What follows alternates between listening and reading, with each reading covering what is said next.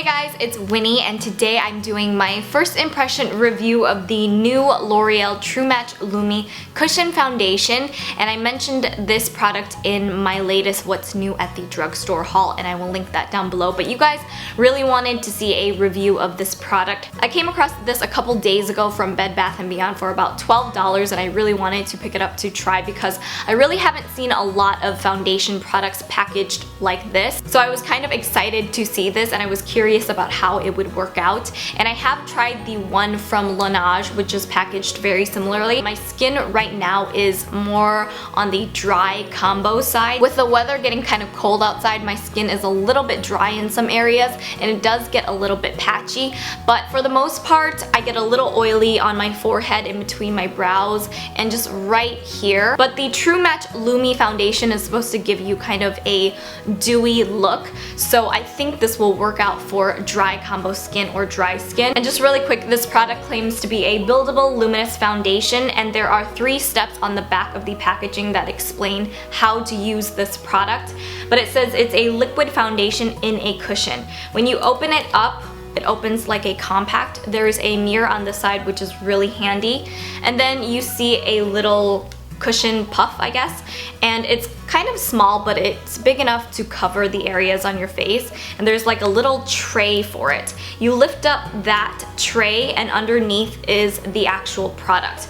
Right now there's a little like film over it. I guess you can remove that, and it looks like it's saturated in a cushion. So what you do is you press this little like puff onto it, and then you pick up the product. So I'm going to go ahead and apply this for the first time. I don't have anything on my face besides a light moisturizer that I applied this morning, so we'll see how it works without a primer. And I think the True Match Lumi foundation that's in this product is the same formula and same foundation that's already out, so I don't think the foundation is new, but the packaging is what is new. And just for reference, I picked this up in the color N3.5, which is Classic Buff. I don't know for sure if that is my exact match, but hopefully it is. So I'm gonna zoom you guys in so you get a closer look at my face and how the product applies. Alright, so my under eyes are really bad right now, so I need to cover that up. And I'm also wearing my new Desio contact lenses in the color darker gray, if you guys are wondering, because I don't normally wear them, but I just got them and I wanted to give them a try. So I have the puff right here, and I'm just going to press it up against the cushion. It sounds like there's, oh, looks like there's a lot of product on that. See how well this covers. It says to just press it up against your face. The color looks like it's actually a pretty good match. The little puff is really smooth and soft, so it's kind of giving a really nice application because it's so smooth. It's a little bit tricky getting into like the little crevices like around your nose. I've never really used these little like press poof things. I don't even know what to call them. I'm gonna pick up a little bit more product, but that's what it looks like just with what I had on it before. I'm just going to move on to my forehead. But so far it actually looks like it's applying really well with the little puff. And this pressing motion really blends the product out nicely. So I'm just gonna do one side of my face right now. Okay, so now the puff looks like that.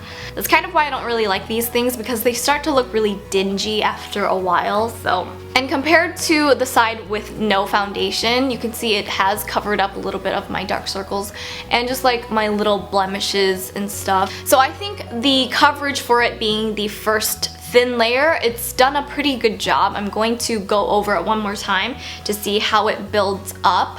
And now that I have like closed this lid over the foundation, it's kind of transferred a little bit. This would be a nice product for like quick touch-ups and things too, because you have the applicator, the mirror, and everything all in one.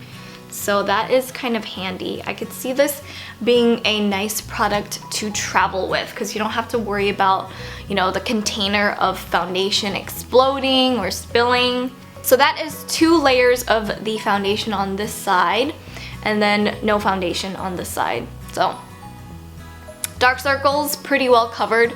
Little redness on my face is covered up as well, and it's still kind of setting, so you can see there's a little bit of, you know, like dewiness to it, but I think as it sets that will kind of go away.